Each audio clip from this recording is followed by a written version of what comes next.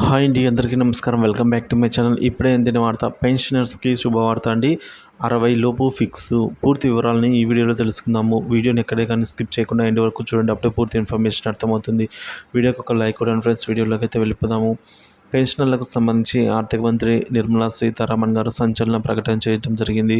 60 సంవత్సరాలు పైబడిన, అదేవిధంగా 70 సంవత్సరాలు పైబడిన మరియు 80 సంవత్సరాల లోపు పెన్షనర్స్కి, సీనియర్ సిటిజన్స్కి ఒక ఆశాజనకమైన మంచి శుభవార్త ఇవ్వడం జరిగింది.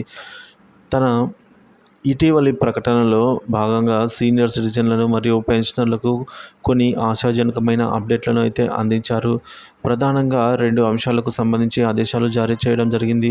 ఇందులో భాగంగా ఆయుష్మాన్ భారత్ స్కీమ్లో ప్రస్తుతం 5 లక్షల వరకు ఉచిత చికిత్స అందించే ఈ పథకం కవరేజ్ని 10 లక్షలకు పెంచే ప్రణాళికతో 70 ఏళ్లు పైబడిన పౌరులను చేర్చడానికి విస్తరించబడుతోంది. అదేవిధంగా ఆదాయపు పన్నుకి సంబంధించి ప్రస్తుతం సీనియర్ సిటిజన్కి 3 లక్షల వరకు, సూపర్ సీనియర్ సిటిజన్లకి 5 లక్షల వరకు ఆదాయ పన్ను రాయితీ పొందుతారు.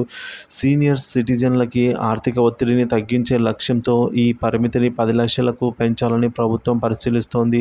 పెన్షనర్లకి, సీనియర్ సిటిజన్స్కి మరొక శుభవార్త ఏంటంటే, సీనియర్ సిటిజన్ల ప్రయాణ ఖర్చులను మరింత సులభతరం చేసేందుకు గతంలో అందుబాటులో ఉన్న రైల్వే టికెట్లపై 50% తగ్గింపులు మళ్ళీ పునరుద్ధరించే యోచనలో ప్రభుత్వం అయితే ఉన్నది.